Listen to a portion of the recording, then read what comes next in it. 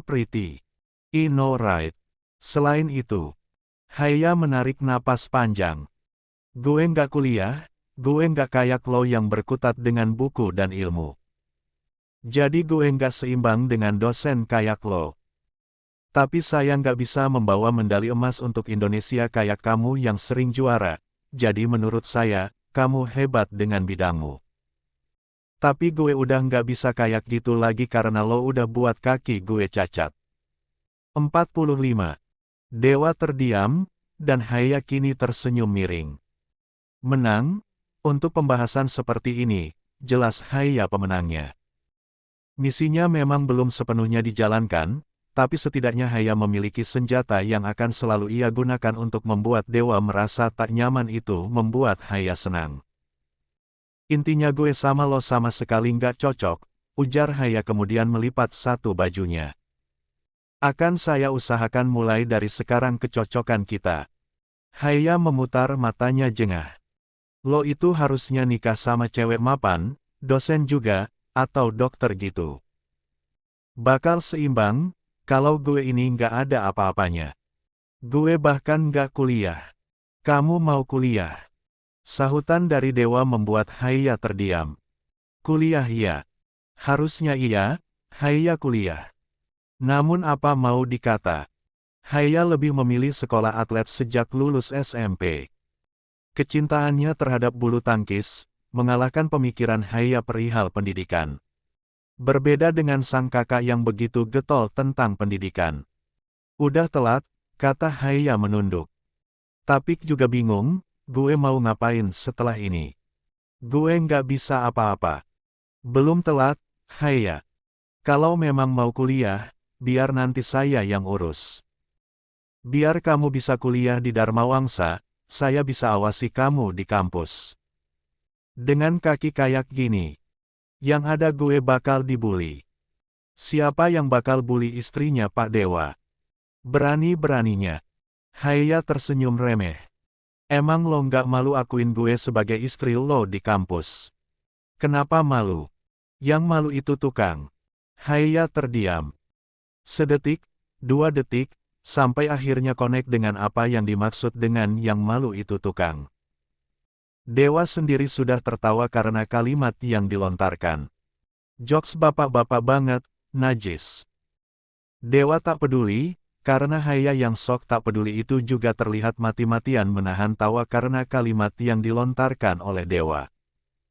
Sejenak, hanya detik jarum jam dan pengharum kamar yang terdengar. Dewa dengan telaten membantu Haya membereskan baju, menatanya di lemari sedang Haya melipatnya. Gue mau pikir-pikir dulu soal kuliah, kata Haya memecah keheningan. Dewa mengangguk pelan. Tentu, bilang sama saya kalau mau apapun, saya akan usahakan dan turuti. Haya menarik napas panjang, melihat Dewa yang kini menutup lemari. Selesai sudah acara mereka beberes baju Haya. Resmi, Dewa berbagi lemari dengan Haya. Koper besar itu Dewa tutup pula, geser dan kini Dewa simpan di lemari yang satu, tempat di mana ada tas dan juga koper-koper milik Dewa. Apapun, yakin bakal lo turuti. Ulang Haya. Dewa menoleh, mengangguk pelan. Asal nggak aneh-aneh dan tetap baik, saya akan usahakan semampu saya. Tell me about yourself. Dewa tersenyum manis, terlihat berpikir sejenak sebelum kini mendekat pada Haya yang masih duduk di pinggir tempat tidur. I'm handsome. Haya berdecih pelan. Najis banget, om narsis. Dewa tertawa pelan, tangan kanannya terulur, mengusap lembut rambut Haya, yang membuat si manis itu mengerang kesal karena rambutnya berantakan. Ya, setidaknya hari pertama mereka menikah tidak seburuk yang Haya pikirkan. 46. Seriusan. Kesal Haya. Kita bakal saling tahu nanti seiring waktu, jawab Dewa. Kamu mau tahu tentang apa? Ya apapun, tentang. Ucapan Haya terhenti, saat ponsel Dewa di meja kerjanya berdering. Dewa memberi kode pada Haya untuk menunggunya sebentar, dan Haya tak peduli, mengedikkan bahunya santai, memperhatikan dewa yang kini mengambil ponselnya. Unknown number is calling. Dewa mengernyit samar, memilih menekan reject di sana. Oh, sungguh, dewa sama sekali tidak ingin waktu bicara dengan Haya terganggu dengan nomor tak dikenal. Terlebih dewa juga sudah memiliki jadwal libur hari ini, segala keperluan kampus harusnya juga libur, kan? Kenapa nggak diangkat? Tanya Haya. Nggak penting. New message from unknown number. Love, ini aku Kiran. Sesaat, jantung dewa hampir kehilangan fungsi saat membaca pesan dari Kiran. Iya, mantan kekasihnya. Dewa melirik Haya yang memandangnya bak anak kucing yang menunggu. Hatinya berdesir. Janjinya pada Haya seolah kembali terngiang, dan itu membuat Dewa mengulum senyuman singkat. Block this number. Yes. Dan setelah memblokir nomor dari Kiran, Dewa mematikan ponselnya. Sebelum akhirnya kini mendekat pada Haya. Kita ke saung belakang rumah aja yuk, Buna punya kolam ikan besar. Haya berbinar. Mau. Dewa tersenyum, memang bocil. Akan Haya sampingkan dulu misinya membuat hidup Dewa berantakan, dia tidak akan melewatkan untuk healing dan mengamati tempat-tempat menarik dan bermain di rumah barunya. 47. Jatah libur sudah habis, dan itu artinya hari ini Dewa kembali ke rutinitasnya sehari-hari. Berkutat dengan silabus pembelajaran, berbagai tugas dan nilai para mahasiswa, berhadapan dengan laporan-laporan praktikum, dan juga menghadapi mahasiswa bimbingannya. Ya, tidak ada yang membuatnya bisa santai jika sudah melangkahkan kaki ke Universitas Dharma Wangsa. Dewa. Seruan dari garda salah satu temnan dosen Dewa menyambut Dewa pagi ini. Di tangannya ada sebuah paperback warna hitam. Dengan cengiran khasnya, Garda memasuki ruangan Dewa sedang si Empu baru saja meletakkan tasnya di meja. Ah, maaf banget kemarin gak bisa datang ke pernikahan kamu, Dewa. Ini kampus, please. Dewa memicingkan mata, memperingatkan Garda untuk memakai panggilan dan bahasa yang baik layaknya dosen. Garda berdecak pelan, mengibaskan tangannya dan menutup pintu ruangan Dewa. Nggak ada yang lihat. Singkat, Garda bicara demikian. Ini buat kamu, maaf banget kemarin nggak bisa datang. Aku baru sampai malam tadi. Dewa tersenyum samar. Nggak perlu repot-repot. Nggak boleh ditolak. Maka, karena seruan itu, Dewa akhirnya menerima paperback hitam dari Garda. Senyuman Dewa tampilkan, ucapan terima kasih juga Dewa lontarkan saat Garda juga memberikan doa semoga pernikahannya langgeng sampai maut memisahkan, dan ya, Dewa mengamini. Nyesel banget nggak bisa datang, andaikan seminar kemarin itu bisa ditunda, gumam Garda sembari menarik kursi di depan meja Dewa. Kan aku juga mau lihat perempuan yang bisa buat kamu move on dari Bu Dokter. Dewa tak menjawab, memilih untuk duduk di kursinya. Tapi kalau untuk anaknya ketua PBSI sih, kayaknya cocok aja buat gantiin Bu Dokter, iya kan? Berhenti bicara begitu, Garda. Kamu tahu gimana ceritanya, jangan bahas hal yang nggak perlu. Garda nyengir. Ya maaf. Tapi tidak ada nada penyesalan sama sekali di sana. Lagi pula keputusan menikah juga nggak buruk, kok. Nanti pasti bisa terbiasa, asal saling menerima. Meski pertamanya kamu mau menikahi istrimu karena tanggung jawab, aku pikir nggak masalah kalau kamu memang benar-benar tanggung jawab.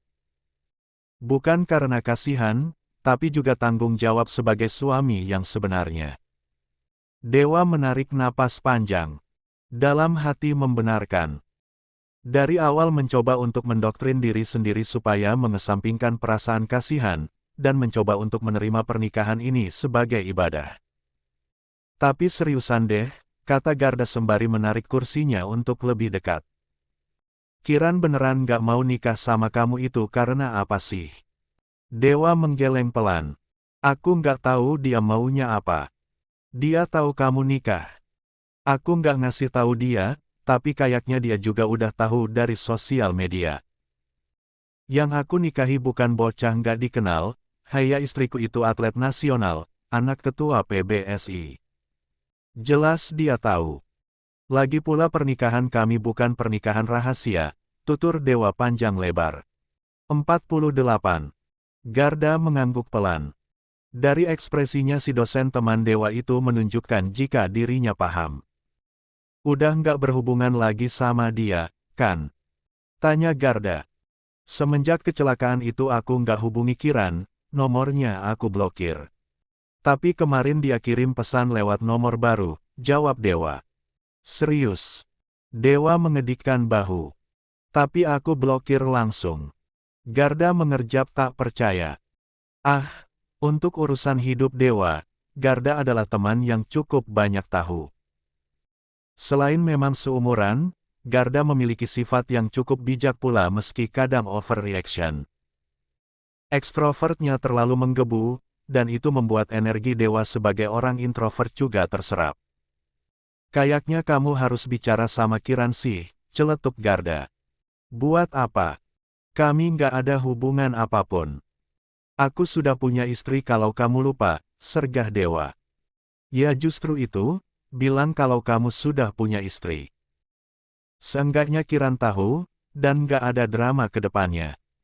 Meski kelihatannya Kiran lebih cinta sama dunia dokternya, aku juga tahu gimana hubungan kalian. Udah sejak SMA kalian pacaran, gila aja kalau nggak ada rasa. Dewa terdiam. Mungkin benar, tapi untuk saat ini Dewa memilih untuk menolak apapun yang berhubungan dengan Kiran. Hatinya masih sakit, bukan sakit yang seperti diselingkuhi. Dewa tahu mantan kekasihnya itu perempuan baik-baik. Kendati memang sesalnya serupa, bahkan hampir terasa mencekik saat Dewa ingat Kiran menolak saat diajak membicarakan masa depan pernikahan. 17 tahun cuma buat pacaran, decak Garda. Kalau aku sih mending buat nyicil KPR, udah lumayan dapat rumah. Dan celetukan Garda hanya membuat Dewa tersenyum miris. Ya, terasa begitu sia-sia memang 17 tahunnya membangun hubungan yang arahnya tak tahu kemana. Berujung menikah dengan orang lain.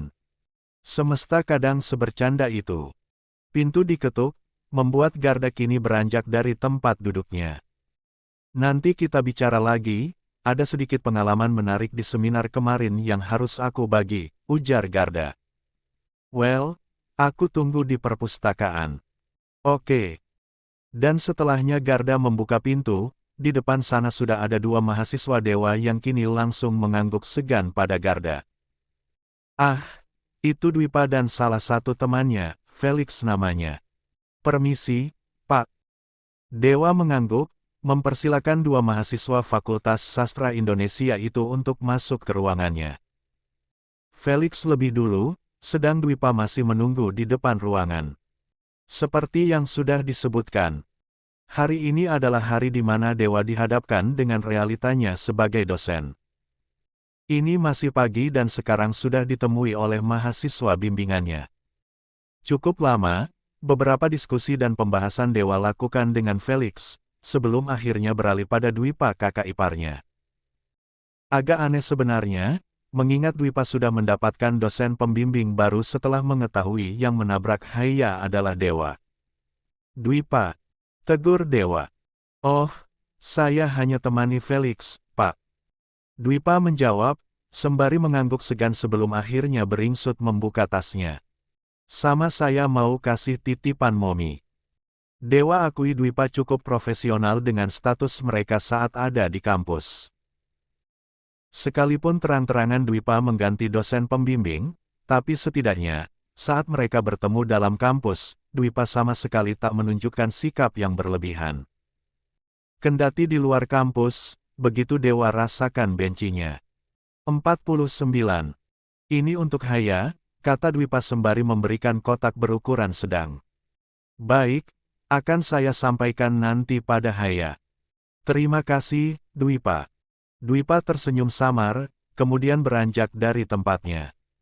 Belum sempat dirinya membuka mulut untuk berpamitan, Dewa lebih dulu menyahuti. Hanya ini, kata Dewa. Tidak ada hal lain lagi yang mau kamu sampaikan ke saya. Dwipa memicingkan mata. Pak Dewa bukan dosen pembimbing saya lagi, kalau Pak Dewa lupa. Untuk yang hal lain mungkin. Dwipa melirik pintu, tak tertutup sepenuhnya dan ada Felix di sana yang masih menunggu sembari memeriksa tugasnya yang baru dikoreksi Dewa. Kita ada di kampus, dan gak ada hal yang buat saya ada perlu dengan Pak Dewa kecuali masalah perkuliahan. Dewa tersenyum samar, kembali mengangguk mengerti. Ah, sesak memang mendapati sikap Dwipa yang terang-terangan tak suka padanya dengan sikap yang sedingin ini kepadanya. Dewa mempersilakan Dwipa untuk keluar sekarang, tapi 2 langkah, Dwipa berhenti dan berbalik badan. Mungkin satu hal, kata Dwipa. Ini bukan sebagai mahasiswa dan dosen. Ini sebagai kakaknya Haya. Dewa diam, menunggu Dwipa untuk bicara. Lembayung Dwipantara itu melangkah pelan menuju meja Dewa, matanya yang begitu serupa dengan milik Haya itu memandang Dewa dengan tajam. Jangan hianati Haya. Pukul 17.45, Dewa baru sampai rumah. Hari ini full sibuk. Sebuah hari yang sangat biasa untuk seorang Sankara Mahadewa jika sudah masuk kerja. Tidak, Dewa tidak termasuk dosen yang sering membatalkan kelas dan sesuka hati mengganti jam mata kuliahnya. Om Dewa. Dan ada yang baru kali ini saat Dewa baru memasuki rumah. Lembayung Himalaya, menyambutnya, matanya berbinar. Assalamualaikum, kata Dewa mengucap salam. Waalaikumsalam. Om, gue. Ucapan Haya terhenti saat Dewa mengulurkan tangan kanannya pada Haya. Si manis pemilik mata serupa kucing itu mengerjap pelan, oh, Salim ya. Haya menyambutnya dengan ragu, mencium punggung tangan kanan sang suami. Biasakan dari sekarang ya, kata Dewa sembari mengusap lembut kepala Haya. Sedang yang diberi nasihat mengerutkan hidung, menjauh supaya Dewa yak lagi mengusap kepalanya. Ada apa? Tanya Dewa sembari melepas jasnya. Gue tadi ke sanggar seni, jawab Haya dengan binaran mata yang tadi. Sama Buna diajarin baca-baca aksara Jawa. Terus tadi lihat-lihat keris juga. Alis kanan Dewa terangkat. Mendengar bagaimana Haya yang begitu bersemangat dengan ceritanya, membuat Dewa mengerti satu poin lagi tentang Lembayung Himalaya. Haya suka dengan hal-hal baru yang ditemui.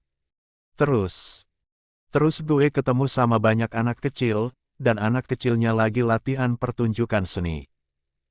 Ada satu anak kecil yang keren banget, masih 10 tahun tapi udah jadi dalang. Namanya, Haya mengerjap pelan. Mengingat, 50.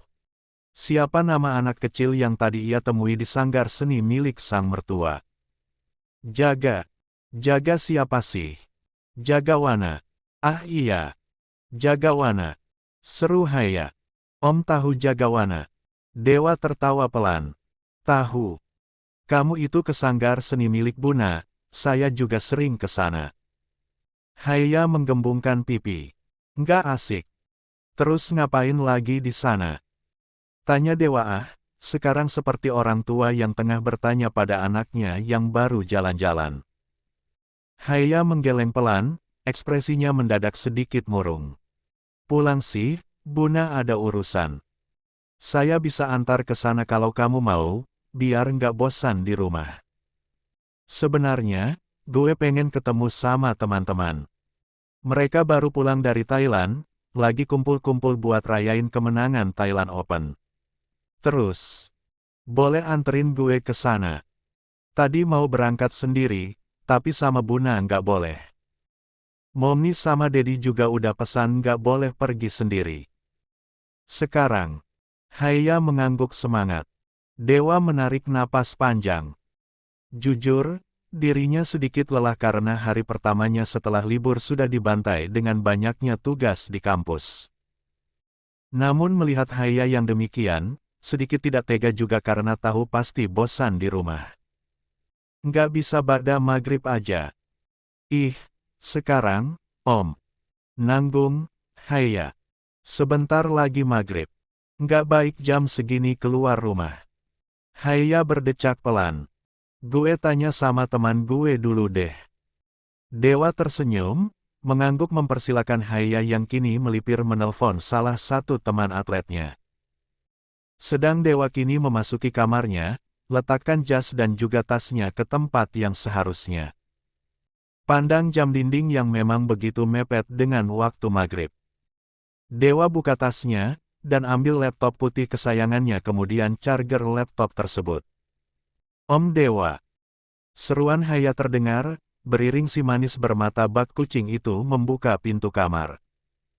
Dewa menoleh dan mendapati Haya yang kini tersenyum sumringah. Dalam, sayang, jawab Dewa kemudian berbalik badan. Pripun? Dan senyuman Haya luntur mendengar jawaban lembut dari Dewa. Apa-apaan jawaban itu? 51. Lembayung Himalaya, memiliki segudang pengalaman dan juga prestasi yang tak perlu diragukan lagi di kancah internasional.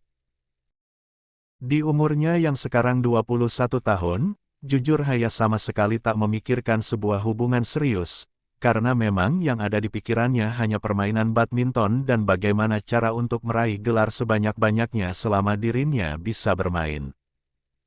Menikah dengan Sankara Mahadewa yang umurnya jauh berbeda dengannya, membuat Haya mengira jika suaminya itu memang memiliki gaya hidup yang berbeda.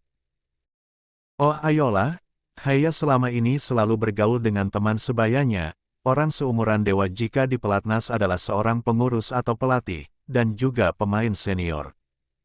Ayo, kita berangkat. Haya mengerjap pelan, memandang suaminya itu dengan kritik, dari ujung kaki hingga ujung kepala kemudian berulang. Ada yang salah. Tidak, tidak ada yang salah. Haya meminta Dewa untuk mengantarnya untuk kumpul bersama dengan teman-temannya sesama atlet pelatnas, merayakan kemenangan mereka yang berhasil membawa gelar untuk Indonesia. Jujur, satu sisi jahat Haya ingin pula menunjukkan jika Dewa itu tidak cocok dengannya. Dewa terlalu kuno untuk Haya yang begitu modern. Namun, apa ini nggak cocok? Biar saya ganti, kata Dewa hendak melepas jaketnya. Nggak perlu ganti. Penampilannya yang demikian membuat Haya sendiri tidak yakin jika suaminya ini berumur 34 tahun. Oke, kalau gitu ayo. Dewa tersenyum, mempersilakan Haya untuk lebih dulu keluar dari rumah. Mereka sudah bilang pada Mita, ngomong-ngomong. Ibunda dari Mahadewa itu masih ada keperluan penting, akan pulang 2 jam lagi katanya. Dan Dewa sendiri tak masalah, mengingat sang ibunda sudah terbiasa dengan kesibukan. Beruntung tidak macet. Usulan Dewa untuk bisa pergi pada maghrib Haya akui memang cukup tepat. Haya terlihat santai dengan memainkan ponselnya, sedang Dewa fokus menyetir. Banyak orang di sana. Memang bakal sering kumpul begini kalau abis tur. Tanya Dewa memecah keheningan di dalam mobil. Nggak setiap abis tanding sih, tapi karena setelah Thailand Open, bakal jeda lumayan lama. Makanya ada waktu untuk makan bersama, jawab Haya tanpa mengalihkan perhatiannya dari ponselnya. Memang biasanya dari negara satu ke negara lain, jedanya berapa lama? Biasanya minggu pertama selesai di negara A, minggu besok udah ke negara B. Jadi memang nggak ada jeda banyak. Terus kalau Thailand Open ini, jeda berapa lama? Ini ada 2 minggu sebelum ke China. Wah, sibuk banget ya jadi atlet nasional. Haya menoleh. Ekspresinya berubah, mendengar celetukan Dewa membuat Haya beralih dari ponselnya. Iya, kan? Memang sibuk. Kata Haya kini sedikit antusias bercerita. Ada latihan fisik, ada banyak latihan lain selain badminton juga. Tapi kadang usaha kita ini nggak benar-benar dibina, pengurusan federasinya jelek. 52. Banget. Dewa mengernyit samar, menoleh pada istrinya yang kini sedikit mendumel. Ketua federasinya kan Dedi, kenapa kamunya bilang begitu? Ujar Dewa dengan sedikit merasa aneh. Memang jelek. Masa gue bilang bagus mentang-mentang Dedi yang jadi ketua umum? Memang yang ngurus federasi cuma Dedi aja. Enggak iya. Memang orang-orang tua kolot aja yang nggak bisa bina dengan baik, tutur Haya kini melipat kedua tangannya di depan dada. Ekspresinya terlihat kesal. Alisnya tertaut, matanya sedikit memicing tanda tidak suka. Dewa tersenyum samar, kembali mendapat poin baru. Haya itu sangat ekspresif saat bercerita, dan memancing untuk bercerita itu hal yang cukup sederhana. Tapi nggak semua begitu, kan? Tandanya atlet kita masih bisa menyumbang banyak prestasi, kata Dewa. Haya menggeleng pelan, mengubah arah tempat duduknya, menghadap Dewa. Wajahnya serius sekarang untuk bercerita. Enggak, Om. Seriusan deh, ini tuh bukan soal gimana atlet kita yang berprestasi, tapi gimana cara membina generasi berikutnya. Masa nih ya, atlet junior kelamaan di hold untuk ikut turnamen, padahal potensinya beneran bagus. Ketinggalan sama negara Jepang dan China yang langsung generasi, tutur Haya. Jujur, Dewa masih tidak paham dengan dunia perbadmintonan ini. Namun mendengar Haya yang begitu antusias dan semangat dalam bercerita, Dewa memasang wajah serius pula. Mengangguk samar menanggapi penuturan Haya. Kenapa kelamaan di hold? Bukannya kalau masih junior waktunya cari jam terbang tinggi. Haya mengangguk. Tuh, kan. Memang seharusnya gitu. Cuma tuh, entahlah, dari dulu nggak ada yang bisa vokal bersuara di federasi ini. Masih berlanjut dumelan dengan bibir yang sedikit maju itu untuk bercerita. Mengeluarkan unek-unek bagaimana kesalnya Haya terhadap organisasi yang memayungi badminton di negara tercintanya. Jujur, sebuah pengetahuan baru bagi Dewa. Dirinya sama sekali tak mengerti tentang dunia badminton sepenuhnya. Yang dia tahu jika cabang olahraga itu memang sering mengharumkan nama Indonesia, tapi tidak tahu jika di balik itu juga terdapat keresahan. Kenapa nggak kamu yang bilang sama Dedi? Kamu, kan anaknya Lembayung Taufik, Ketua Federasi PBSI, kata Dewa setelah Haya berhenti ngomel-ngomel. Haya berdecak pelan. Gue udah ngomong sama Dedi, tapi balik lagi apa yang gue bilang tadi, kalau yang ngurus federasi ini bukan cuma Dedi. Dewa menghela napas panjang. Pengurusan organisasi, ya. Untuk dirinya yang selalu berkutat di sebuah lingkup instansi pendidikan, sebuah organisasi bukan hal yang asing untuknya. Kepengurusan organisasi, memang memiliki struktur yang tidak bisa hanya bertumpu pada satu orang saja. Semoga nanti ke depannya lebih baik lagi, kata Dewa pada akhirnya. Amin. Ya, itu harapan gue setiap hari meski gue udah nggak main lagi. Dewa tersenyum samar. Ah, lagi-lagi hatinya tersentil untuk yang seperti ini. Diingatkan lagi bagaimana nasib Haya yang sekarang adalah karena dirinya. Maaf, Haya. Haya mengerjap malas, kembali menyalakan ponselnya yang tadi sempat ia abaikan. Gue bosan dengar maaf dari lo, Om. Tapi saya nggak bakal bosan minta maaf sama kamu setiap hari. Haya menarik napas panjang. Terserah. 53. Bahkan untuk permintaan maaf yang sebegitu banyaknya, entah sudah berapa kali Dewa meminta maaf juga, tidak mendapat jawaban yang baik dari Haya. Tidak masalah, Dewa paham benar, sangat paham. Haya. Panggil Dewa pelan. Beriring dengan mobil mereka yang kini berhenti karena lampu merah. Haya hanya berdehem pelan, melirik Dewa yang kini menoleh memandangnya. Saya mau tanya, tolong jawab jujur, kata Dewa. Haya mengedikkan dagunya, seolah mempersilakan Dewa akan menanyakan apa. Sikap yang sungguh Dewa si paling mengerti apa itu sebuah attitude dasar dalam bicara dan bersikap, kadang gemas sendiri melihat Haya yang terang-terangan tak suka padanya. Saya terlihat tua, kah? Dan pertanyaan itu membuat Haya mengerjap pelan. Sekali, dua kali, hingga kelima kalinya sebelum tawa Haya kini pecah. Let me to see you. Haya kembali memandang Dewa, mengoreksi penampilannya. Not bad. Of course not bad, I'm handsome. Haya berdecih. Umur lo sama gue beda jauh. Itu alasannya kamu panggil saya, Om. Yep. But I'm your husband. Can you stop call me, Om? Saya berasa tua. Haya menggeleng pelan. Pertama, lo sama gue umurnya beda jauh. Kedua, bahasa lo terlalu kaku. Ketiga, jokes lo jelek, kayak bapak-bapak. Dewa tak menyangkal, tapi untuk dua alasan yang disebutkan Haya, Dewa sedikit tak suka. Si dosen sastra bahasa Indonesia itu menggembungkan pipi, ingin protes tapi tak tahu harus protes bagaimana karena tahu Haya akan memiliki alasan kuat. Gue rasa panggilan itu juga cocok sama lo, jadi nggak usah protes, kata Haya. Nggak cocok.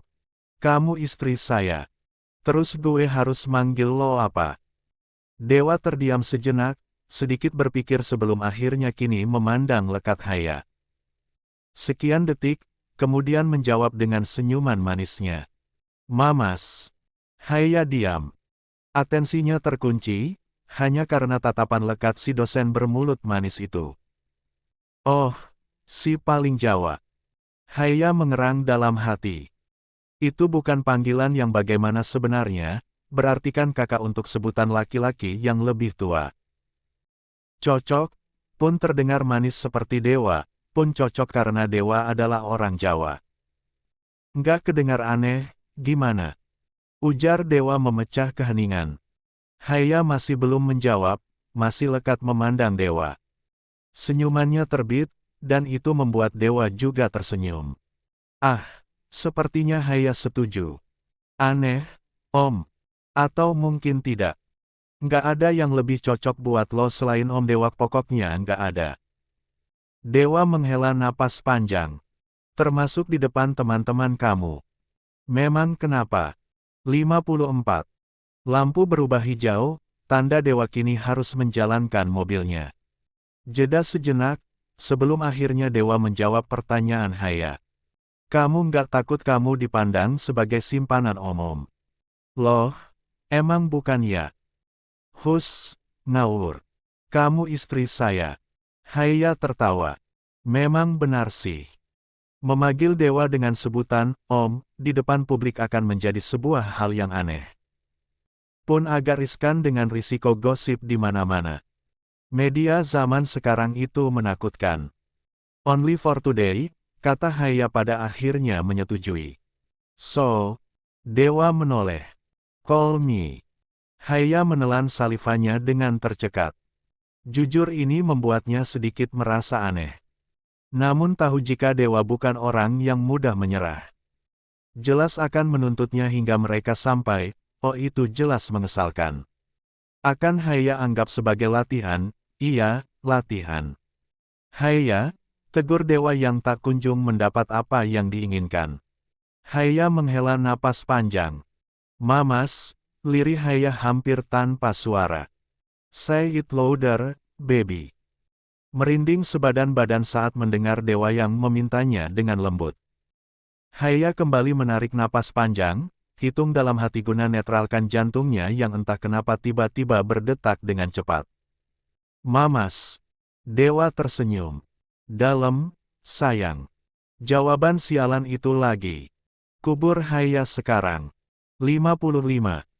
Hidup Haya sejak dulu itu penuh dengan permintaan yang langsung bisa dikabulkan dengan sekejap. Anak manja, katakanlah begitu. Namun itu hanya berlaku saat di rumah. Saat di lapangan, kepribadiannya begitu berbeda. Haya tidak ingin dikenal dengan Lembayung Himalaya anaknya ketua Federasi PBSI. Haya ingin dikenal dengan Lembayung Himalaya pemain XD Indonesia. Haya. Dan itu benar-benar terwujud, setidaknya beberapa tahun belakangan, kendati kedepannya Haya tidak bisa lagi dikenal dengan itu. Sambutan yang didapat Haya saat menghadiri acara makan-makan bersama bahkan Haya dapatkan sejak Haya baru di parkiran, dibantu Dewa untuk turun dari mobil. Hei, Reva. Sapa Haya. Reva tersenyum lebar, setengah berlari mendekat ke arah Haya bersama dengan Kahvi, partnernya dalam bermain badminton. Ada Mas Dewa juga. Reva mengangguk sopan. Selamat malam, Mas Dewa. Yang disapa tersenyum dengan ramahnya. Haya merapikan rok panjangnya, kemudian membenarkan letak tasnya sebelum kini beralih pada Dewa. Gue ke dalam dulu, kata Haya yang diangguki oleh Dewa. Lah, Mas Dewa nggak ikut, kata Reva. Haya mengerjap pelan, hendak menjawab tapi Kahvi lebih dulu menyahuti. Tega banget Haya. Ajak masuk Mas Dewa, masa lo suruh nunggu di luar gitu. Iya, akan jadi orang paling jahat jika Haya melakukan itu. Maka, dengan menjaga namanya dan juga nama dari sang ayah, yang tak mungkin juga Haya biarkan jelek jika berkelakuan buruk, Haya menggandeng Dewa. Oh, misinya masih belum selesai, kan? Saatnya menunjukkan jika mereka memang tidak cocok, bukan? Enggak kok, Mamas ikut, kata Haya. Dewa melirik Haya. Sedikit ada perasaan aneh saat Haya memanggilnya demikian. Dilihat dari gelagatnya, Dewa cukup memuji Haya perihal berpura-pura untuk mengcover segala macam ekspresi dan juga perasaannya. Dan ya, Dewa akan turuti Haya sekarang. Ikuti segalanya, termasuk sekarang untuk bergabung bersama dengan teman-teman Haya. Refreshing. Akan Dewa anggap begitu sekarang. Tempat yang dipilih juga tempat yang sederhana, tapi nyaman untuk berkumpul. Cukup ramai dengan banyak orang yang Dewa tahu adalah atlet-atlet yang memang sering mewakili Indonesia di kancah internasional. Wah, ada pengantin baru. Berbeda dengan keinginan Haya yang menginginkan Dewa akan dikacangi, tapi temannya justru terlihat welcome. Beberapa waktu berselang setelah temu sapa, makanan yang dipesan datang. Dewa terlihat tak ada mati gaya, cukup bisa beradaptasi dengan mudahnya. Terutama ada Kahvi yang kini menjadi teman ngobrol Dewa, membawa Dewa dan juga atlet laki-laki lain untuk ngobrol, sedang yang perempuan sibuk dengan ceritanya. Wah, gue lihat-lihat emang suami lo itu cakep banget sih, kata salah satu teman atlet Haya Pita. Haya yang tengah minum jus jeruk pesanannya hampir tersedak. Tidak, dia tidak marah, hanya sedikit merasa aneh saja dengan pujian yang terang-terangan ditujukan untuk suaminya. Cindy mengangguk pelan. Setuju. Memang cocok sama Haya, kata Cindy. Gue kalau dijodohin sama orang modelan Mas Dewa juga nggak nolak, anjir. Mana ganteng, tajir, dewasa. Kurang apa coba? Sahut Reva. 56. Haya berdecak pelan. Baiklah, dia tidak akan menyangkal jika obrolan perkara mengagumi lawan jenis adalah obrolan yang normal pula di dalam pertemanannya. Namun membicarakan Dewa yang notabene adalah suaminya sendiri, kenapa rasanya aneh? Dia umur berapa sih, tanya Pita. 34 tahun, jawab Haya singkat sembari mengambil kentang gorengnya. Pita membelalakkan mata. Widih, lo dapat sugar daddy. Mulut lo. Kesal Haya.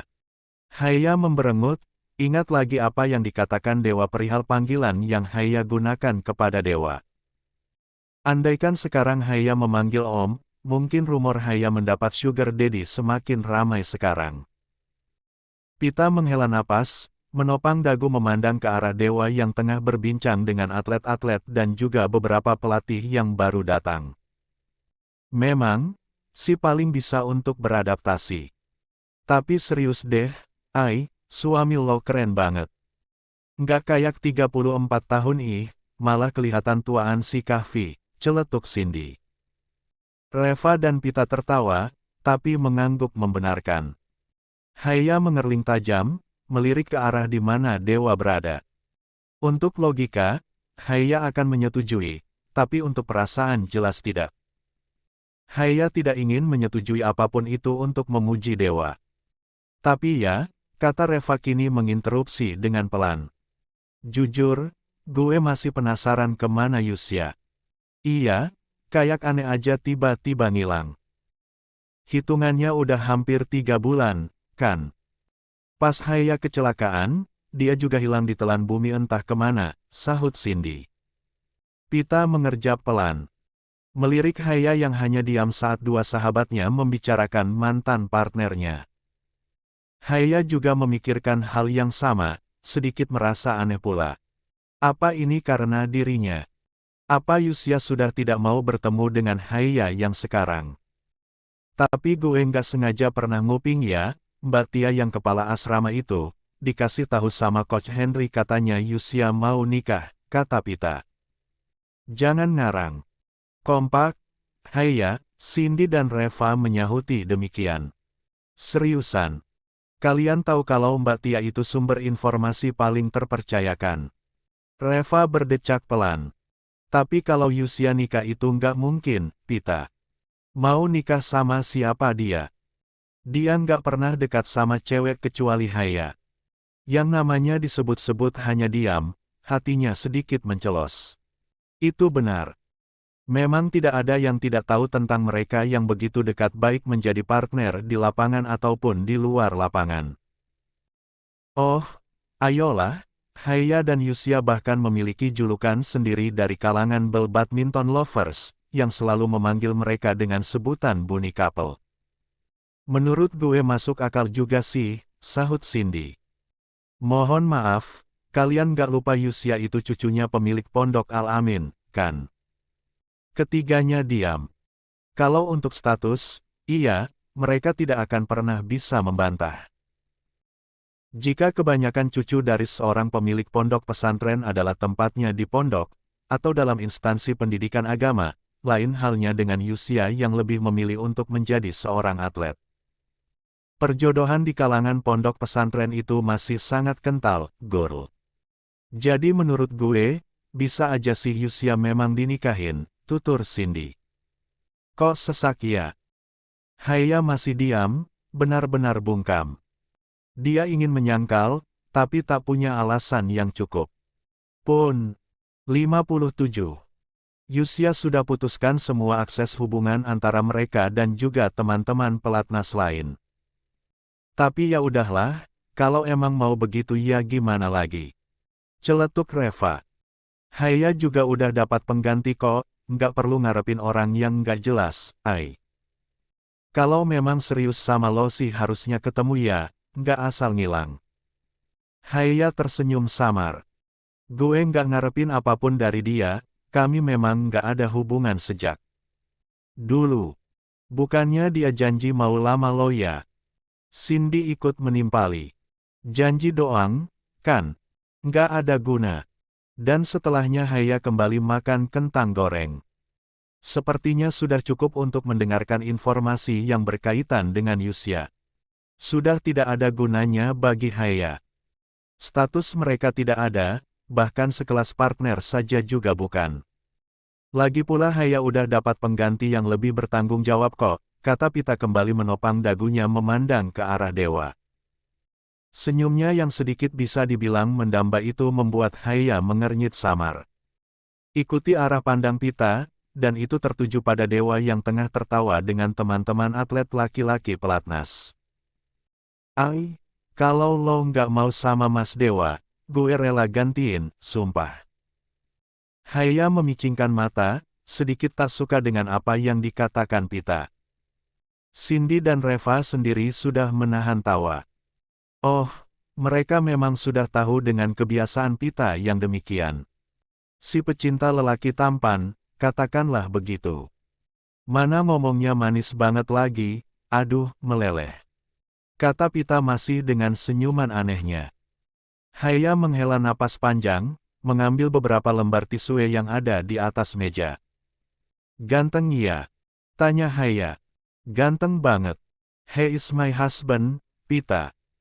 Dan seruan itu berbarengan dengan Haya yang menyumpal mulut Pita dengan tisu yang baru diambilnya. Ampun. Cindy dan Reva hanya tertawa kali ini, biarkan Pita pasrah mendapat pelajaran dari Haya. Oh, yang perempuan memang hanya mereka berempat di sana, tapi ternyata cukup bisa mengalahkan berisiknya laki-laki di tempatnya.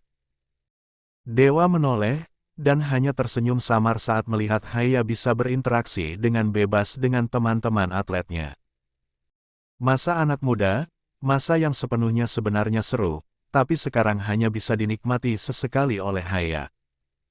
Hati kecil Dewa kembali sesak, rasa bersalahnya sama sekali tak bisa dihilangkan barang sekejap.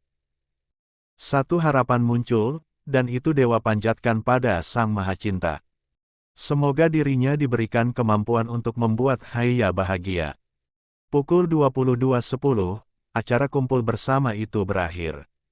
Dewa dan Haya pulang, sepanjang perjalanan Haya hanya diam. Menjawab seadanya saat Dewa ajak bicara, pun juga tidak menimpali lebih padahal topik yang dibicarakan Dewa seputar dunia Haya. Badminton. Wanna tell me what's wrong, Haya? Tanya Dewa lembut. Haya menggeleng pelan. No. Let me guess. No. 58. Hening setelahnya. Dewa sama sekali tidak mendapat jawaban dari Haya yang hanya diam memandenak jalanan malam yang sialnya macet parah tersebut. Pacar kamu tadi nggak datang? Tanya Dewa memecah keheningan. Gue nggak punya pacar. Glad to know.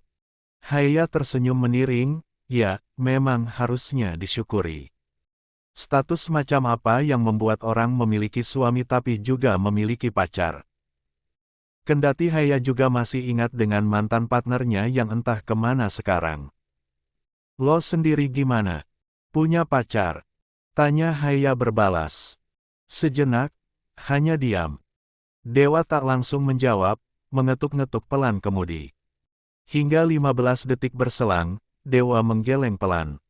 I know you lie, kata Haya. Saya memang gak ada pacar, sangkal Dewa. Sebelum nikah sama gue. Dan kali ini Dewa tidak menjawab, memilih menjalankan mobilnya dengan pelan mengisi jarak di antara kemacetan yang ada. Haya mengangguk pelan, dari diamnya Dewa, Haya sudah membuat kesimpulan yang cukup yakin. Dewa memiliki pacar sebelum menikah dengannya. Kenapa lo nikah sama gue kalau lo punya pacar? Kata Haya kembali bertanya. Matanya sedikit sayu tanda mengantuk. Namun topik pembicaraan kali ini cukup menarik bagi Haya. Orang sekaku Dewa, bagaimana sih dunia percintaannya? Saya nggak perlu jawab itu, sahut Dewa tanpa memandang Haya. Keadaan kembali macet, dan itu membuat mereka terjebak dalam mobil yang tidak bisa maju ataupun mundur sekarang. Gue pengen tahu, Om. Why you call me, Om, again? Kan emang gue setujunya tadi cuma buat di depan teman-teman gue aja. Dewa menarik napas panjang. Padahal saya suka kamu panggil Mamas. Haya tersenyum paksa. Tapi nggak suka. Dewa hanya bisa diam. Ya, apa mau dikata kalau sudah begini? Haya si paling keras kepala, Dewa tidak akan bisa memaksa. Pun sekarang sudah lelah keduanya, ditambah terjebak macet pula, sepertinya kantuk yang menemani Haya harus bertemu tidur di perjalanan malam ini. Cewek lo dulu gimana orangnya?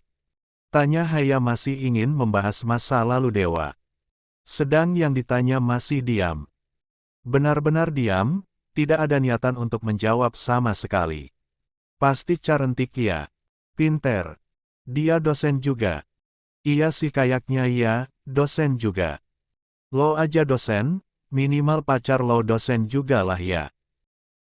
Kalau gue jadi lo sih mending gue kabur nikah sama pacar dibanding nikahin orang kayak gue, ujar Haya kini menyusun sendiri kemungkinan dan juga cerita Haya dan pacarnya. Dewa masih belum menggubris, masih melihat titik merah di ponselnya tanda macet masih begitu lama. Tidak akan Dewa ladeni Haya yang bicara pasal pacar, baginya pantang mencampur aduk masa lalu dan masa depan. Pun pantang untuk Dewa beritahu Haya perihal pacar. Padahal lo bisa aja kabur, lo pinter, pasti gampang pula cari kerjaan. Terus bisa deh lo nikah sama pacar lo itu, pacar lo pinter juga, kan pasti. Ya jadilah kalian nikah. Punya keluarga kecil bahagia, nggak perlu repot-repot. 59. Ngurusin orang kayak gue. Nggak perlu lo malu sama omongan orang punya istri cacat. Haiya, berhenti. Kok berhenti? Kan gue ngomongin fakta. Lagian lo si aneh, maksa nikah kok sama orang cacat. Lo nggak takut gue manfaatin gitu? Gue bikin sakit hati gitu demi dendam gue ke lo. Dewa menarik napas panjang, lepas sabuk pengamannya, melirik Haiya yang masih meracau perihal pasangan dan pernikahan mereka. Kita nggak pantas, gue nggak pantas buat lo. Lo itu harusnya punya istri yang cantik, yang... Dan ucapan Haiya lebur, saat Dewa mendekat, tahan tengkuknya dan pagut bibir Haiya yang terus-terusan bicara. Haiya mematung, tangannya spontan meremat blazer panjang yang dipangkunya. Merinding sebadan badan, dengan jantungnya yang disfungsi seketika. 5 detik, sebelum akhirnya Dewa jauhkan wajahnya, tapi tidak untuk tangannya yang masih menahan tengkuk Haiya. Jangan pernah bahas masa lalu, I told you, bisik Dewa. Kenapa? Lo punya masa lalu apa? Lo, lagi, bibir yang banyak bicara itu Dewa bungkam. Kali ini agak lama, membuat Haiya tahan dada bidang suaminya.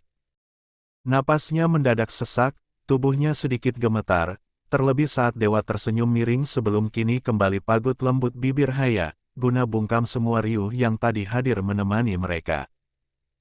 Sedang yang dicumbu merasa sesak, Haiya hanya bisa remas fabrik kemeja suaminya, mohon supaya berhenti dan kali ini berhasil.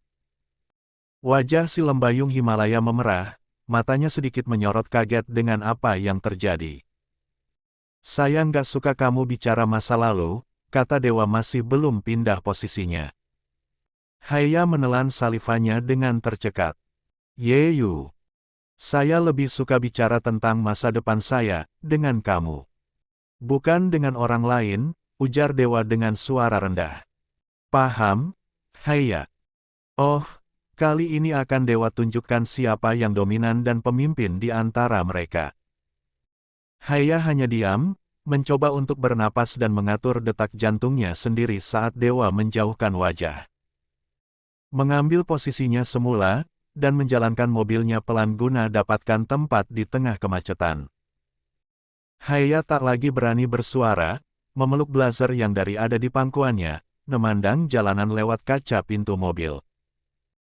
Sedang Dewa juga tak lagi bertanya atau membangun percakapan, masih fokus pada jalanan, dan sesekali pada ponselnya yang tengah menunjukkan rute perjalanan. Unknown number is calling. Dewa menghela napas panjang. Diliriknya Haiya yang sama sekali tak ingin memandangnya, dan Dewa akhirnya merejek panggilan dari nomor tak dikenal tersebut. We are over, Kiran. 60. Tidak ada pembicaraan antara Haiya dan Dewa setelah malam itu. Sesampainya di rumah, Haiya langsung bebenah kemudian tidur. Pagi harinya, masih enggan untuk bicara dengan sang suami. Ditanya tak menjawab, memilih untuk melenggang pergi. Dan saat Dewa pamit pergi juga Haiya sama sekali tak menggubris, memilih untuk membantu asisten rumah tangga Mita untuk memetik cabai dan tomat di kebun belakang. Ada apa? Tanya Mita sembari mengantar anaknya ke depan. Dewa menggeleng pelan. Nggak ada apa-apa, Buna. Haiya kemarin masih bisa kamu ajak ngobrol, kenapa sekarang diam? Haiya marah sama kamu. Dewa tak yakin tentang itu, jadi Dewa memilih diam. Pun sedikit merasa aneh jika harus membicarakan rumah tangga dengan sang ibunda. Marah karena dicium sang suami. Dewa masih enggan untuk mengatakannya. Cuma kesal sedikit, jawab Dewa pada akhirnya. Nanti Dewa bakal ajak Haiya bicara. Jangan terlalu keras sama Haiya. Dia anak manis, dia nggak bisa dikasari, pun hidupnya juga sudah cukup menderita, nggak mudah. Semuanya hanya tinggal melanjutkan hidup bagi Haiya, kamu tolong bimbing dia, bukan buat Haiya makin merasa nggak nyaman, tutur Mita dengan serius. Dewa menarik napas panjang. Masih sepagi ini dan dirinya mendapatkan panjang sekali pesan harus ini dan itu. Meski tak dipungkiri itu juga sebuah kewajiban yang tak mungkin Dewa bantah. Itu janji dewa pada diri sendiri. Iya, Buna. Dan jawaban itu dewa pilih pada akhirnya, guna akhiri pembicaraan pagi ini dengan Mita. Namun belum sempat dewa berpamitan untuk berangkat, Mita lebih dulu mendekat, raut wajahnya serius memandang anak semata wayangnya. Kamu benar-benar nggak ada hubungan apapun dengan Kiran, kan? Tanya Mita dengan serius. Buna. Semalam Kiran kirim pesan ke Buna, dia tanya soal kamu. Buna jawab kalau kamu sudah menikah dan Buna bilang kalau Kiran nggak perlu hubungi kamu lagi. Dewa kembali diam, kembali teringat nomor tak dikenal yang lagi-lagi menghubunginya semalam. Jujur, itu mengganggu. Namun satu sisi, Dewa juga ingin bicara dengan Kiran. Sebentar, janji hanya sebentar. Apa maunya sebenarnya?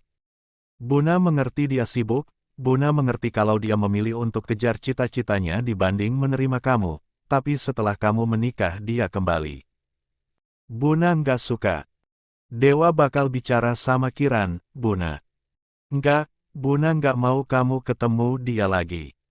Dan Kiran nggak berhenti untuk menghubungi. Dewa bakal jelaskan kalau Dewa sudah menikah. Dewa juga nggak mau nanti malah jadi masalah baru antara Dewa dan Haya, tutur Dewa dengan tenang. Mita berdecak pelan. Ini bukan hal yang disukainya. Katakanlah Mita itu perfeksionis, tidak ingin ada yang mengganggu kehidupannya dan kehidupan anaknya, siapapun itu. Namun satu sisi, Mita juga menyetujui untuk bisa memberikan Dewa kesempatan untuk bicara dengan Kiran. Bukan untuk masalah apa, tapi untuk mengakhiri semuanya. Benar-benar mengakhiri. Janji terakhir. Setelah ini jangan hubungi Kiran lagi. Ujar Mita meminta kepastian. Dewa janji ini yang terakhir. Dan kalimat yang dilontarkan dengan begitu tenang itu membuat Mita mengangguk menyetujui. Dewa. 61. Tersenyum samar, cium lembut pipi sang ibunda sebelum Dewa raih tangan kanan sang ibunda, cium punggung tangan Mita. Dewa berangkat dulu, Buna. Assalamualaikum. Waalaikumsalam. Singkat, setelah berpamitan Dewa kini keluar dari rumah besarnya, menuju mobilnya. Sebelum nyalakan mobil, Dewa ambil ponselnya, membuka blokiran nomor yang Dewa tahu itu adalah milik Kiran. Tuh, unknown number. Kita ketemu hari ini. Aku mau bicara. Lain halnya Dewa yang akan sibuk dengan berbagai macam tugasnya di kampus dan menyelesaikan tugas masa lalunya, Haya terlihat cukup senang berada di kebun belakang rumah mertuanya. Memberi makan ikan setelah memetik sayur. Ada saung di sana, dengan kolam ikan mas yang cukup adem. Di sampingnya ada kebun sayuran yang sengaja ditanam oleh asisten rumah tangga Mita. Haya tidak pernah merasa seadem ini. Tempat ini justru seperti pedesaan dengan pohon asam Jawa dan juga pohon kelengkeng kanan kiri saung. Haya, panggil Mita pada sang menantu. Haya menoleh, letakkan pakan ikan yang tadi dipegangnya. Aktivitasnya memberi makan ikan-ikan cantik itu berhenti, beranjak saat mendapati mertuanya mendekat. Iya, Buna. Buna mau minta tolong, boleh. Haya mengangguk cepat. Tentu akan dengan senang hati Haya akan menyetujui untuk meminta tolong apa saja. Oh, si manusia yang sebenarnya ekstrovert dan hiperaktif itu butuh banyak kegiatan untuk bisa menghilangkan bosan. Biasanya hanya latihan dan latihan, tapi sekarang tidak bisa lagi. Minta tolong apa, Buna? Tanya Haya mendekat, digandeng oleh Mita untuk masuk ke rumah. Beres-beres sedikit di ruangan Buna. Ada banyak buku-buku yang mau Buna sumbangin ke perpustakaan kota. Haya bantu Buna pilih-pilih bukunya, iya. Haya tersenyum, mengangguk semangat. Meski dirinya tidak memiliki banyak waktu untuk bersantai dulu saat masih menjadi atlet, tapi untuk urusan membaca, Haya cukup bisa sempatkan. Bukan kolektor buku, tapi Haya cukup suka dengan yang namanya buku. Memasuki ruangan yang dimaksud Mita, Haya menggumam kagum. Ruangannya sama seperti ruangan lain di rumah besar itu, khas kejawen dengan ukiran-ukiran cantik di rak-rak bukunya. Buna mau sumbang berapa buku memangnya? Tanya Haya yang melihat mertuanya mengambil kardus. Besar. Secukupnya aja. Lagian udah jarang banget baca-baca buku, sayang kalau cuma berdebu dan dimakan rayap. Mending disumbangkan. Haya menyetujui. Ada beberapa tipe orang yang menyukai untuk membeli dan mengoleksi buku memang, tapi tidak terlalu suka untuk membaca. Haya rasa mertuanya itu memang tipe orang yang seperti itu, sama seperti Haya. Ini sebenarnya buku-bukunya Dewa, kata Mita sembari mengambil setumpuk buku. Memeriksa satu persatu, masih layak pakai atau tidak untuk disumbangkan. Memang Om, Haya berdeham pelan. Mamas dosen apa sih? Mita mengangkat wajah. Haya nggak tahu. Haya tersenyum segan, menggaruk pelan tengkuk kepalanya yang tak gatal. Atas pertanyaan Mita, maka 62. Haya akan menjawab tidak tahu. Iya, dia tidak tahu suaminya itu dosen apa. Haya tahu Dewa itu dosen di tempat Dwipa kuliah, tapi Haya tidak tahu dosen apa. Jangan salahkan dia, karena Haya menganggap itu bukan hal penting. Dewa dosen sastra Indonesia, sayang. Ah, baik. Haya akan ingat itu baik-baik. Agak sedikit merasa konyol, terlebih saat baru menyadari jika Dwipa juga adalah anak sastra Indonesia. Haya mendekat, ikut memilih dan memilah buku-buku lawas yang hampir seluruhnya memang tentang sastra. Haya ambil satu buku, kumpulan puisi dari Wiji Tukul. Cukup menikmati, dengan tulisan yang cukup pedas dengan kritikan-kritikan pemerintah. Beralih satu buku lainnya, kumpulan karya milik Sapardi Djoko Damono. Tak sadar, senyumnya terbit. Lembar demi lembar Haya baca, hingga cukup melupakan tugasnya yang harusnya membantu sang mertua untuk memilih dan memilah buku. Haya suka. Tanya Mita yang membuat Haya teralihkan atensinya. Ambil, buat Haya. Dan senyuman manis Haya terbit, ada sebuah kehangatan tersendiri sekarang untuk bisa membaca banyak tulisan-tulisan manis itu. Buna, panggil Haya sesaat setelah hanya hening yang menyelimuti mereka. Iya, sayang. Kalau misal Haya kuliah, gimana? Mita tersenyum. Bagus dong, kenapa harus tanya sama Buna? Buna nggak marah. Kan Haya sekarang udah nikah sama Mamas. Harusnya perempuan yang sudah menikah itu di rumah, urus suami, dan mungkin anak. Lirih Haya. Entah dari mana keberanian itu muncul untuk membicarakan ini dengan Mita. Haya merasa lebih nyaman untuk bicara dengan Mita. Sesama perempuan. Mungkin begitu. Kendati ada rasa takut pula jika mertuanya itu tipe-tipe mertua yang menuntut banyak hal dari menantu. Namun tidak, Haya tahu Mita bukan mertua yang demikian. Haya, menikah itu ibadah paling panjang seumur hidup, nak. Bukan perkara perempuan wajib di rumah dan wajib memiliki anak, enggak. Mita menuturkan dengan lembut, meletakkan buku yang tadi diperiksanya. Alihkan atensi sepenuhnya pada sang menantu. Haya masih muda, kalau memang mau kuliah, ya enggak apa-apa. Asal kewajiban Haya bisa Haya jalankan. Hak Haya juga Haya dapatkan, Haya juga berikan hak Dewa. Apanya yang salah untuk kuliah? Buna nggak nuntut Haya untuk kasih cucu. Mita terdiam, senyumnya luntur saat mendapati Haya bicara demikian. Terbesit tanya, sebenarnya apa yang ada di benak Haya tentang pernikahan? Mita menggeleng pelan, raih tangan Haya dengan lembut. Buna nggak bakal nuntut itu, sayang. Buna tahu Haya belum siap, punya anak itu butuh kesiapan.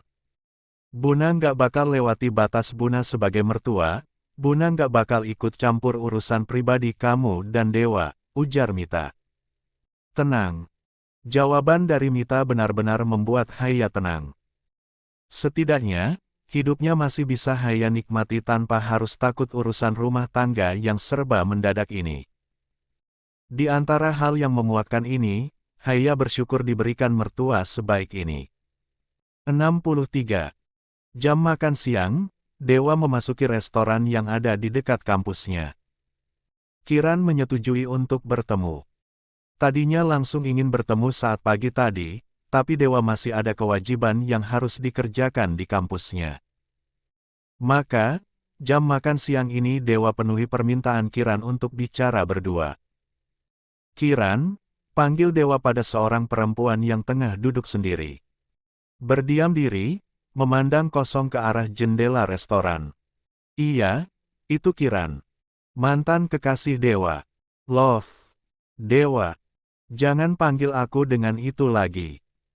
Kiran terdiam, matanya terlihat sembab, memandang Dewa dengan tatapan yang sulit diartikan. Ada banyak kesedihan di sana dan juga rindu.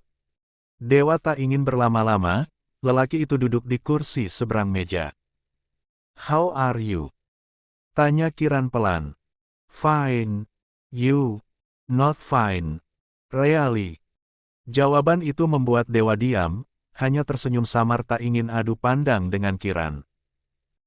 Lebih memilih untuk mengambil ponselnya dan mengecek beberapa pesan masuk yang kebanyakan dari teman sesama dosen dan juga para mahasiswanya. Kamu benar-benar sudah menikah, Dewa? Tanya Kiran pelan. Seperti yang kamu dengar. Iya, aku sudah menikah, jawab Dewa masih belum mengalihkan pandangannya dari ponsel. Kenapa kamu hianati aku? Dewa hentikan aktivitasnya untuk mengetik pesan balasan untuk salah satu mahasiswanya. Mengangkat wajah, netranya kini bertemu dengan milik Kiran. Bohong jika hati Dewa tidak teriris melihat Kiran yang terlihat kacau itu. Sedihnya terasa, rindunya juga menyayat. Jangan playing victim, Kiran. Kamu yang minta putus, ujar Dewa. Aku minta putus bukan berarti aku suruh kamu nikah dengan perempuan lain. Ternyata cuma segini perjuangan kamu untuk kita. Kamu bahkan gak bisa nunggu barang sebentar. Sampai kapan? Sahut Dewa dengan serius. Letakkan ponselnya dengan sedikit membanting tanda dirinya cukup tersulut emosi pula dengan apa yang dikatakan Kiran. Sampai kapan aku harus nunggu? Kiran tak menjawab, hanya air matanya yang jatuh mewakili perasaannya yang cukup sakit. 17 tahun, Kiran. 17 tahun kita pacaran, dan aku gak sekadar perlakukan kamu kayak ABG labil yang baru pacaran. Aku berkali-kali mau bawa hubungan kita ke jenjang yang lebih serius, tapi kamu nggak mau. Harusnya kamu mengerti. Nggak, aku nggak bisa mengerti orang yang nggak bisa mengerti aku. Sejauh apa kamu mengerti aku? Sekedar setuju untuk bicara baik-baik aja nggak bisa, kan? Bungkam, Kiran bungkam. Tidak bisa menjawab apapun karena memang yang dikatakan Dewa itu benar adanya.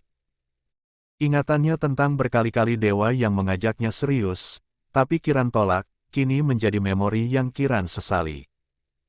Jadi tolong, jangan memperumit hubungan yang udah nggak bisa disebut hubungan lagi. Kita sudah selesai, tolong jangan jadi masalah baru. Aku sudah menikah, tolong hargai keputusanku, hargai kehidupan baruku, hargai istriku. But, aku tahu kamu perempuan baik. Aku tahu kamu terpelajar.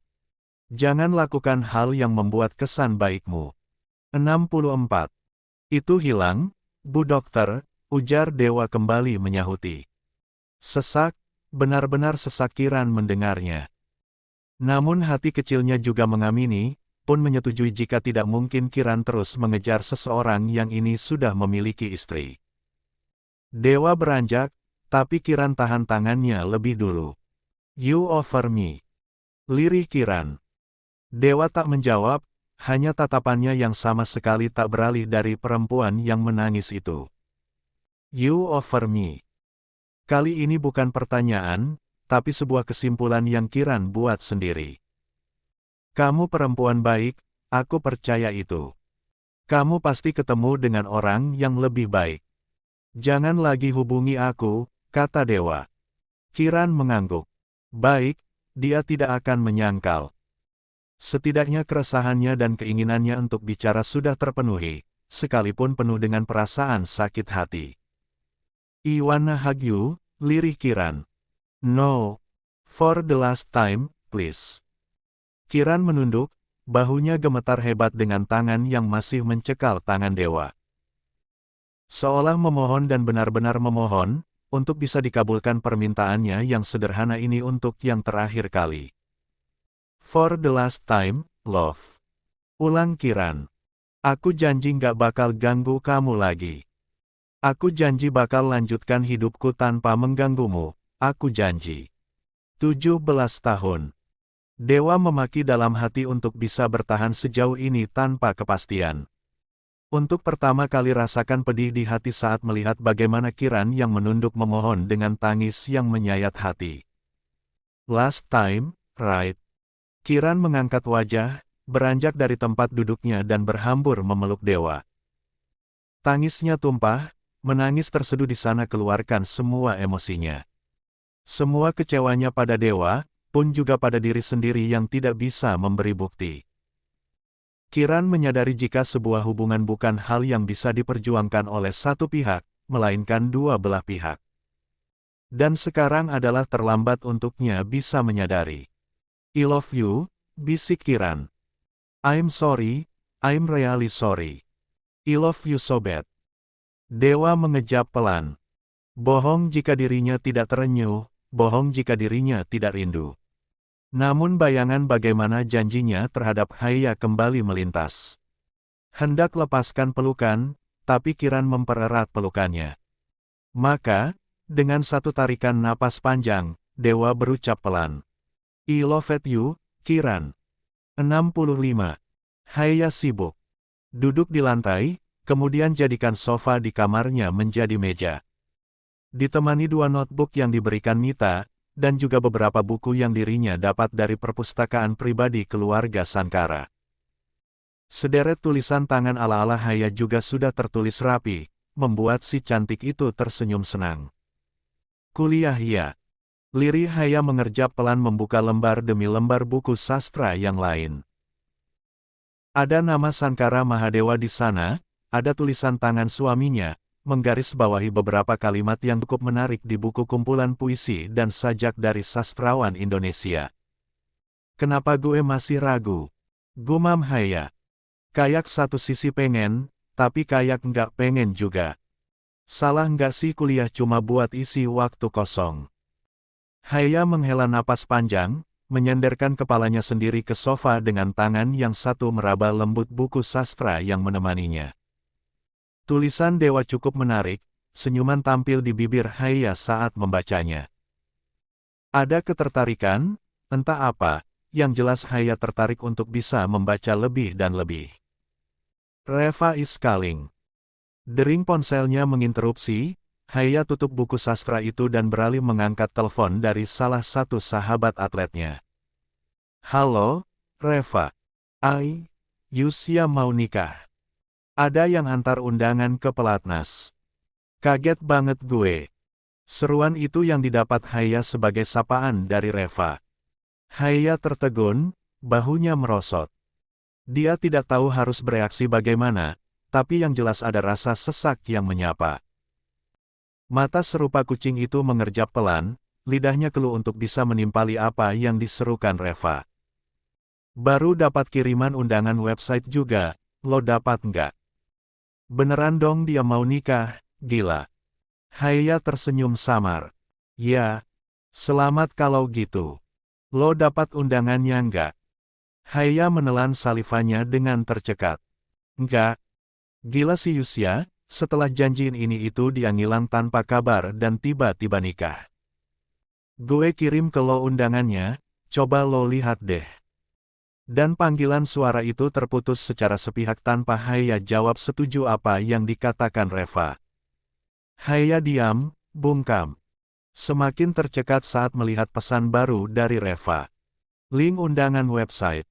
Ada peringatan untuk tidak membuka, supaya dirinya tak sakit hati. Namun satu sisi ada yang menyuruh Haya untuk segera melihatnya, guna memastikan apa benar ini Yusya. Cemon, Haya. Lo bukan cewek lemah.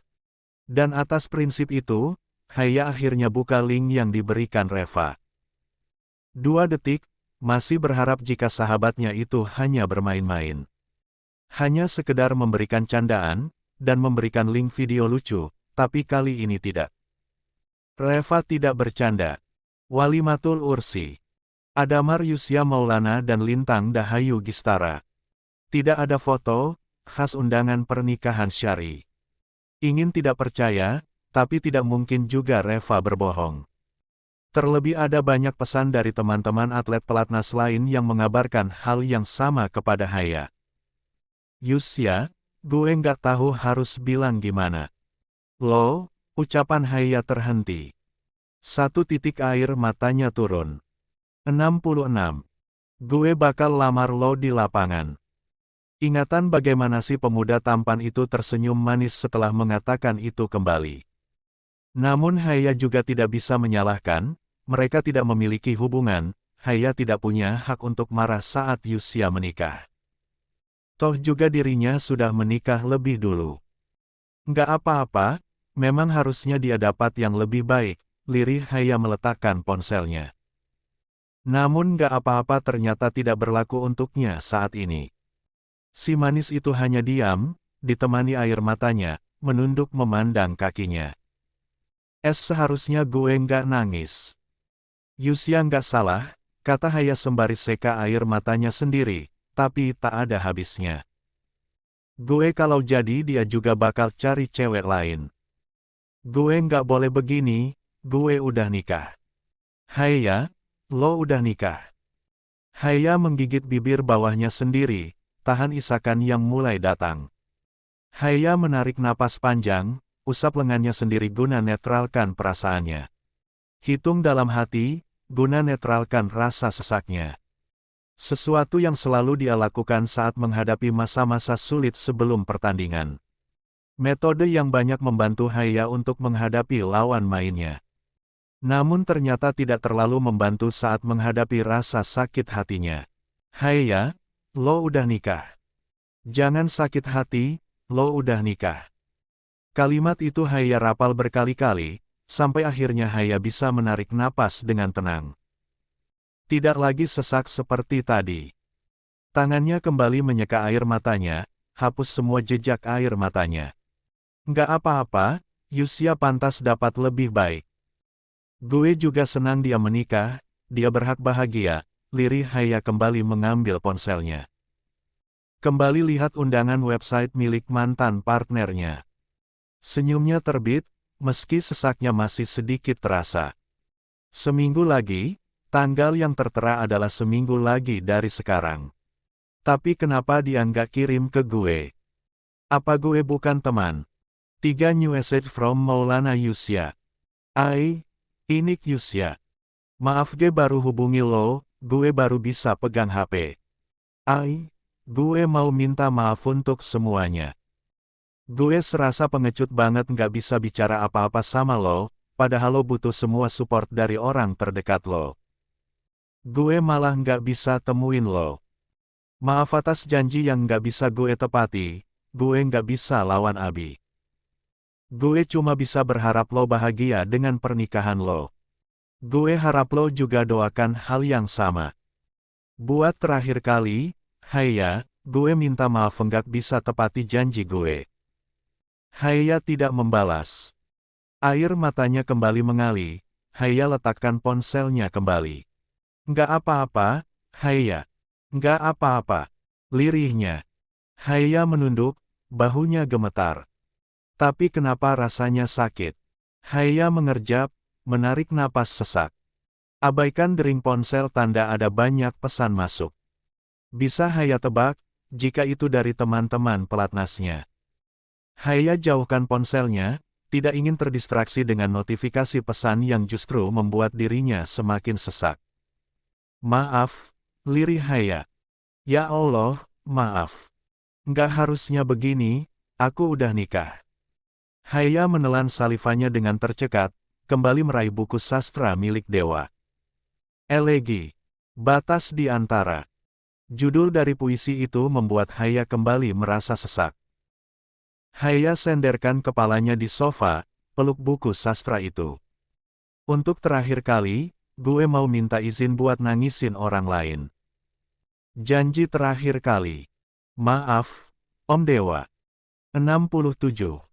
Pukul 14.35, Dewa sampai rumah. Ada pesan dari Mita jika sang ibunda tengah ada di sanggar seni, Haya ada di rumah sendiri. Meminta Dewa untuk menyusul nanti kalau sudah pulang, bersama Haya ke sanggar seni. Dewa tak masalah, toh mendapati Haya yang begitu antusias kemarin setelah mengunjungi sanggar seni milik sang ibunda. Haya, panggil Dewa memasuki kamar. Si dosen itu mengerjap pelan saat mendapati Haya yang tertidur tapi duduk di lantai, menyandarkan kepalanya di sofa, memeluk buku sastra yang serasa tak asing untuk Dewa.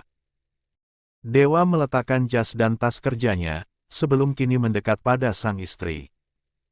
Haya, panggil Dewa menepuk pelan pipi Haya.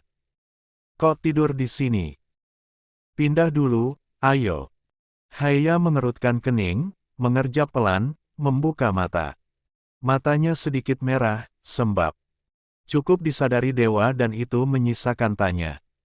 Haya terbatuk pelan, dibantu oleh Dewa untuk berdiri. Kok tidur di lantai sih? Tanya Dewa lembut. Nggak apa-apa,